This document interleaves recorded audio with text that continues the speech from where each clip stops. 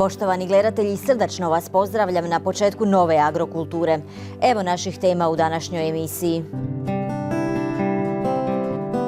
U agrokulturi gostuje predsjednica Saborskog odbora za poljoprivredu, Marijana Petir. Razgovaramo o brojnim aktualnim temama.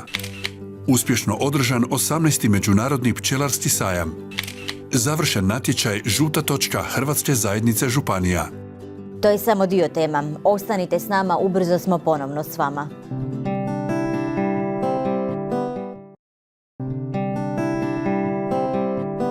Poštovani gledatelji, još jednom vas pozdravljam, gledate agrokulturu. Sa mnom u studiju je predsjednica Saborskog odbora za poljoprivredu Marijana Petir. Gospođo Petir, dobrodošli u agrokulturu. Dobar dan vama i vašim gledateljima i hvala na pozivu. Početak godine obilježen je ulaskom u Schengen eurozonu, ali ne samo to, promijenili smo valutu. Kako to utječe na domaću poljoprivredu? Pa ovo bih rekla da je nekako zaokružen cijeli proces naših europskih integracija sa ulaskom u eurozonu i Schengen. Znamo da manje više i poljoprivreda, ali i turizam i cijelo tržište već duže vremena preračunava i posluje u euru, tako da cijela ova situacija bi njima trebala bitno olakšati poslovanje. Ono što se je dogodilo, na što smo odmah reagirali, su neplanirana povišenja cijena na koje je Državna inspekcija zajedno sa Vladom Republike Hrvatske reagirala i kroz nadzore naložila da se te cijene vrate na staro, što je u stvari takav jedan nepromišljeni potez trgovačkih lanaca utjecao na standard građana. Prema informacijama koje sam ja dobila iz Državnog inspektorata, prilikom samog nadzora i utvrđivanja da su cijene neopravdano podignute, 75% onih koji su bili pod nadzorom su u tom trenutku nadzora cijene i vratili na staro. Vi se zalažete za stroži nadzor cijena, čak ste predlagali i uvođenje crnih i bijelih lista. Na što ste točno mislili? Pa prije svega mi bilježimo kao odbor već duže vremena nepošteno ponašanje trgovačkih lanaca. Mijenjao se i Zakon o suzbijanju nepoštene trgovačke prakse u lancu opskrbe hranom i stav odbora je bio da se tu trebaju zauzeti čvršća stajališta kako bi zaštitili naše poljoprivrednike, ribare, ali i prerađivačku industriju.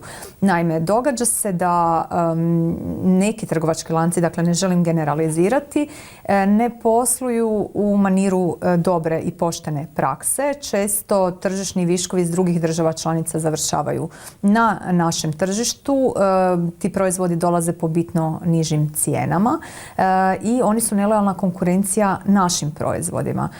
U tom smislu smo se mi zalagali da se poduzmu određene konkretne mjere, da se propiše da je nepoštena trgovačka praksa ako se proizvod stavlja na tržište ispod proizvodne cijene. To je tada ocijenjeno dosta onako oštrim i radikalnim i tu je vlada u stvari kroz blaže odredbe pokazala jednu fleksibilnost i pružila ruku i otvorila politički dijalog sa trgovačkim lancima. No, mi ne uočavamo da tu dolazi do pomaka, jer nam poljoprivrednici kažu da oni primjerice kad su potpisali ugovor za prošlu godinu sa 1.1. do 31.12. dakle cijelu godinu nisu mogli dizati cijene. A i oni su imali inflaciju, imali su porast cijena repromaterijala, imali su također utjecaj poremećaja na tržištu i prekida prehrambenih lanaca i sve druge nedaće s kojima su se svi suočavali. Dakle, poljoprivrednici su ostali na istoj cijeni, a mi smo svjedoci da su trgovački lanci dizali cijene nekoliko puta prošle godine, pravdajući se i činjenicom da su im sami primarni proizvođači digli cijene, što očigledno nije baš bilo u potpunosti točno. U tom smislu smo i mi predlagali da se otvori taj politički dijalog sa trgovačkim lancima, da se vide gdje ti uzroci određenih problema koje uočavamo i da ministarstvo porazmisli o tome da objavi one koji se ne ponašaju pošteno, koji krše dobre poslovne prakse ili blažu varijantu da pohvali one a to bi bile onda bijele liste, koji rade dobro.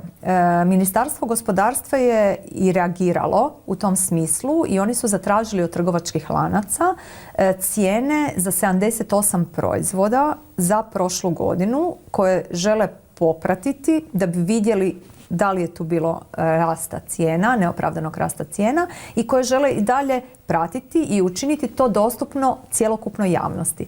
Na taj njihov poziv odazvala su se samo 3 trgovačka lanca i to 3 domaća trgovačka lanca, što ja mislim da jest jedan ozbiljan signal da se pojedinci ponašaju u Hrvatskoj onako kako se ne smiju ponašati u svojoj matičnoj državi.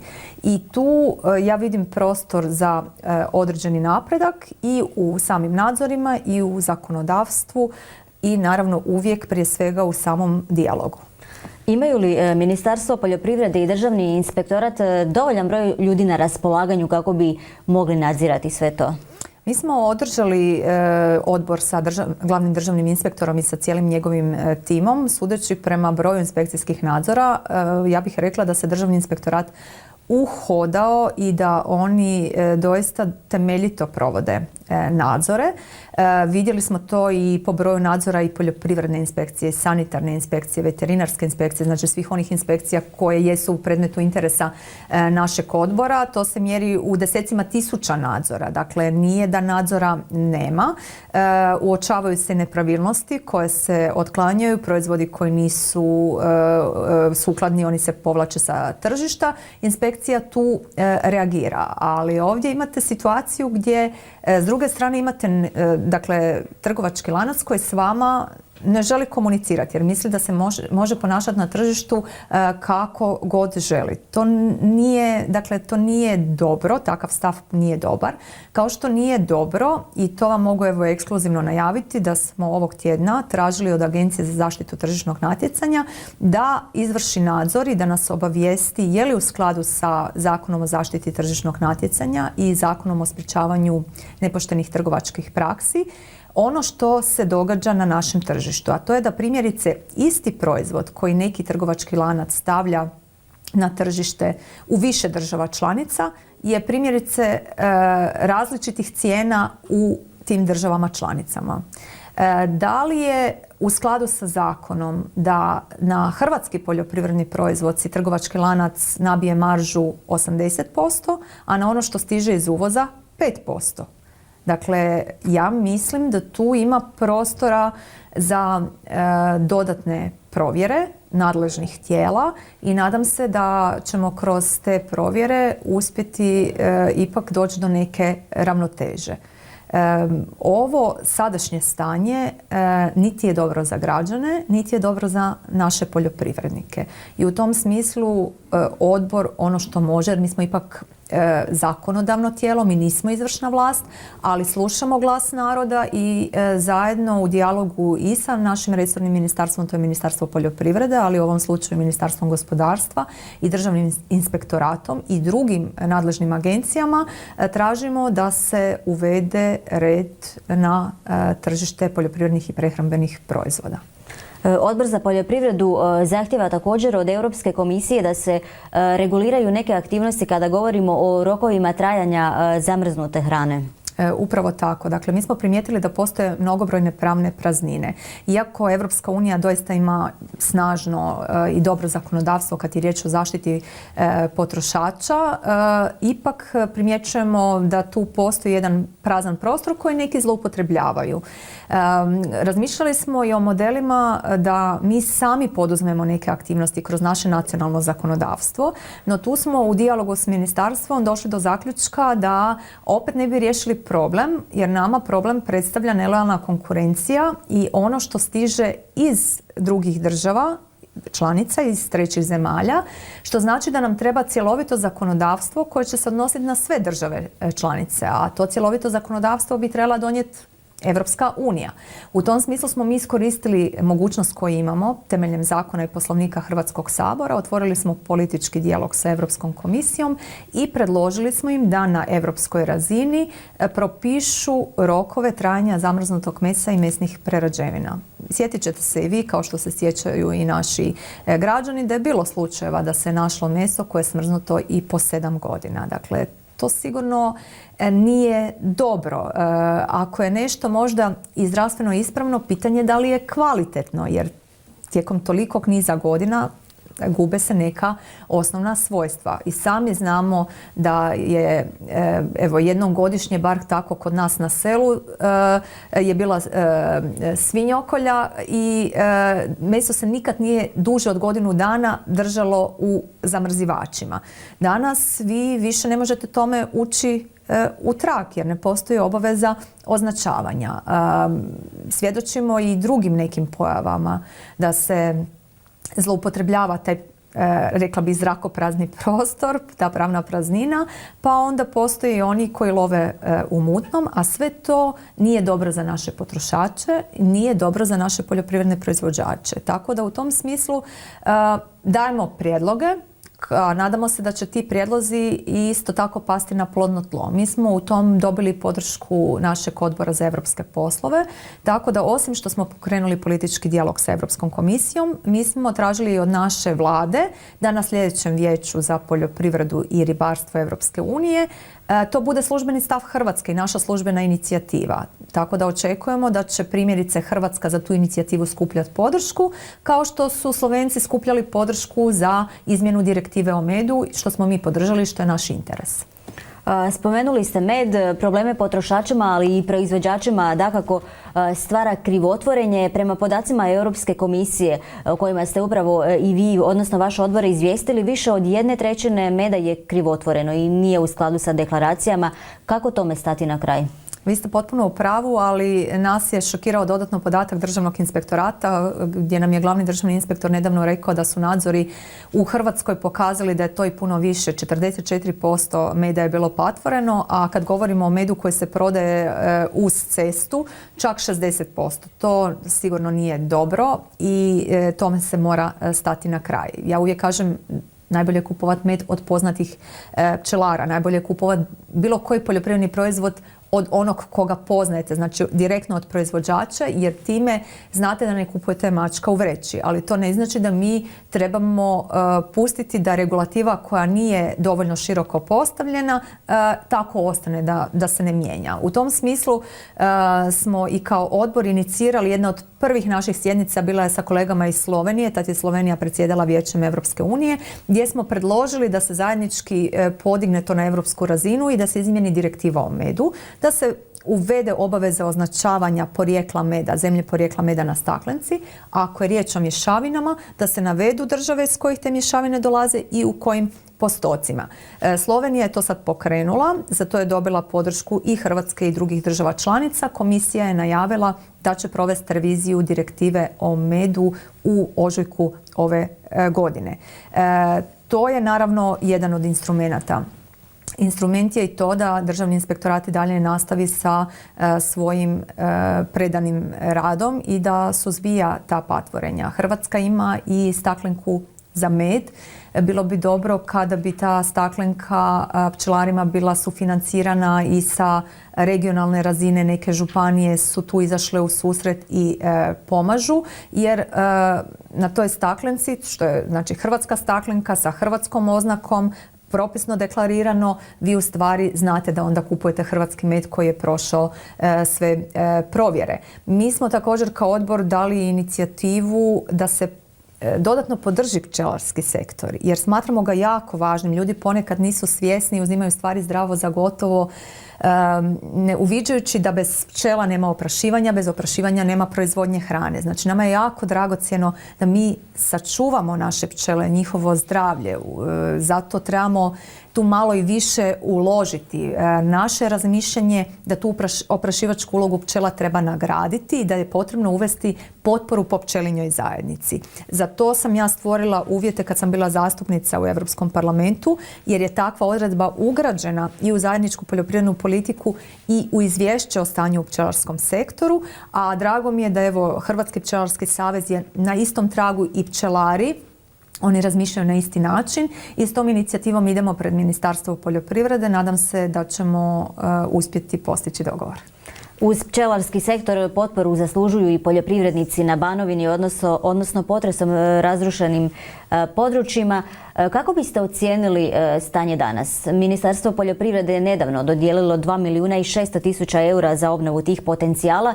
Je li to dovoljno kako bi se na tim područjima udahnuo nov život? Pa za tu mjeru 521 koja je namijenjena obnovi poljoprivrednog potencijala, ja mislim da ima prijava negdje u iznosu 7 milijuna eura. Vi ste u pravu, oko 2,8 milijuna eura je do sad dodijeljeno za 167 projekata, ako se ne varam. Preduvjet je da je više od 30% gospodarstva uništeno. Dakle, tu uglavnom govorimo o ovim većim projektima. Bilo je tu u početku zastoja, jer je to mjera koja je mjera Europske unije, pa to znači jako puno administrativnih zahtjeva. Nama su signalizirali ljudi sa terena da će jako teško biti prikupiti u nekom razumnom roku 80 raznih potvrda koje su se od njih tražile i papira. I u tom smislu smo mi kao odbor reagirali prema ministarstvu, a ministarstvo prema Europskoj komisiji i taj administrativni zahtjev je smanjen. Tako da to ide malo protočnije i koliko ja znam neki projekti su već pri samom završetku. Nedavno su poljoprivrednici bili zbunjeni jer je agencija odlučila uvesti još jednu dodatnu kontrolu koju agencija plaća, dakle nije na teret poljoprivrednika. Nadam se da to neće odužiti same postupke odobravanja projekata, jer znamo da je Europska unija dosta stroga i da tu ne smije biti propusta. A iz nekih prijašnjih iskustava, kako je meni rečeno, bilo je projekata koji su imali određene nesukladnosti, pa kako bi se to izbjeglo, jer niko ne želi doći u situaciju da se projekt realizira pa da se novac mora vraćati. Uvedena je ta jedna administrativna kontrola za koju evo, ja sam i danas sa ministricom razgovarala. Ona mi je rekla da koliko zna da to ne predstavlja dodatni problem, ne predstavlja zastoj. Kad govorimo o Banovini, naravno da je tu veliki izazov činjenica da ljudi ne mogu napustiti svoja imanja koja su stradala, da ne mogu ostaviti svoju stoku i da je to bio razlog zašto se nekako prema poljoprivrednicima usmjeravala veća pažnja nego možda prema ostalim gospodarskim granama, ali evo upravo je to bio razlog zašto smo i donacije koje smo prikupljali usmjeravali prema njima, zašto su stambeni moduli išli upravo prvo njima, jer je potpuno jasno da oni nisu mogli otići i ostaviti svoje blago, stoku, svoju proizvodnju bez vlastite brige. Nije samo teško poljoprivrednicima na Banovini. Ono što bih ja voljela spomenuti, a mislim da ste vi to apostrofirali u nekim svojim prijašnjim emisijama, je problem s kojim se susreću svi poljoprivrednici u državi, a to je ogromna šteta koju divljač čini na usjevima i nasadima. Mi smo tu otvorili dijalog i s Ministarstvom poljoprivrede i Hrvatskim lovačkim savezom. Tražimo da se izmijeni zakon o lovstvu i da se nađu rješenja kako bi se povećala preventiva, da ta šteta ne nastane, a ako već nastaje da se poljoprivrednici pravedno obeštete. Jer mi danas imamo jedan apsurd da imamo na poziciji Ministarstva poljoprivrede isplatu šteta koju divljač učini u prometu, ali nemamo isplatu šteta za usjeve i nasade. Imamo apsurd da se na 3 natječaja ministarstva za police osiguranja niti jedno osiguravajuće društvo nije javilo, nisu uopće zainteresirani poljoprivrednicima i za takvu policu osiguranja. Tako da se ja nadam da kroz ove izmjene zakona koje su upravo u nekoj fazi razrade će Ministarstvo poljoprivrede i Hrvatski lovački savez naći rješenje, jer će nam poljoprivrednici postati ugroženi ukoliko nešto ne poduzmemo. Ako se oni trude i rade, a ne mogu se obraniti od tih šteta, onda je pitanje rade li uzalud. Postigli smo također i dogovor u kojem je Ministarstvo poljoprivrede odlučilo udružiti svoja sredstva sa Ministarstvom gospodarstva i održivog razvoja da se povećaju obeštećenja za štete koje naprave zaštićene vrste poput vuka, risa medvjeda i ta mjera bi trebala uskoro stupiti na snagu. Ali znamo i sami, puno je izazova i problema u poljoprivredi, koliko god se napravi, koliko god se uloži, uvijek će biti dodatnog posla i zato ja mislim da je važno da svi zajednički komuniciramo i pokušavamo doći do najboljih mogućih rješenja jer nam je cilj zadržati ljude na selu, privući nove stanovnike sela, zadržati našu poljoprivrednu proizvodnju i unaprijediti je. Kako onda privući ljude na selo, odnosno ojačati poljoprivredni razvoj u ruralnim krajevima kako bi to bilo malo ravnomjernije?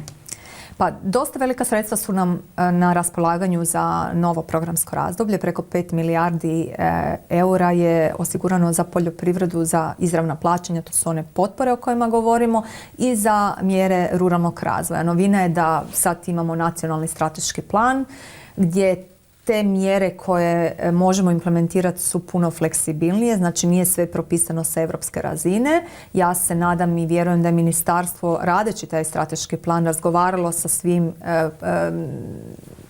sektorima u poljoprivredi, ako tako možemo reći, svima koji su zainteresirani i da su na dobar način pogodili mjere. Jer samo da podsjetim, sjećate se da u prošlom programskom razdoblju su se birale mjere koje je Europska unija ponudila i nažalost Hrvatska je prekasno izabrala mjeru dobrobiti životinja.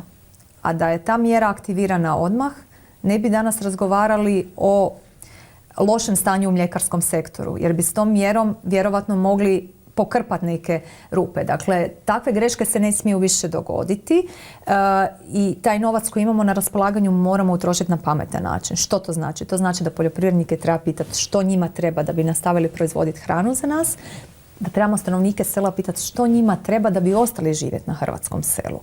Jako su uvijek te lijepe priče kad se govori Evropska unija daje naglasak na zelenu tranziciju, na digitalizaciju, to zvuči jako onako fancy, ako tako mogu reći, žargonski se izraziti, ali stvarni život nam pokazuje nešto drugo. Super biciklistička staza, ali dajte nam prvo pokrpajte rupe na cesti, osigurajte ceste do farmi, do štala, a onda možete graditi biciklističku stazu. Dakle, tako da treba vidjeti što ljudima treba i to im osigurati da bi ljudi ostali živjeti na selu. Jer to je sad postalo pitanje nacionalne sigurnosti. Znači, zadnji popis stanovništva je pokazao da u 190 sela nemate više ni jednog stanovnika, da je 700 sela pred izumiranjem. Znači, to nisu bezazlene brojke i to nisu samo statistike. To znači da se negdje život skroz ugasio, da ga nema više.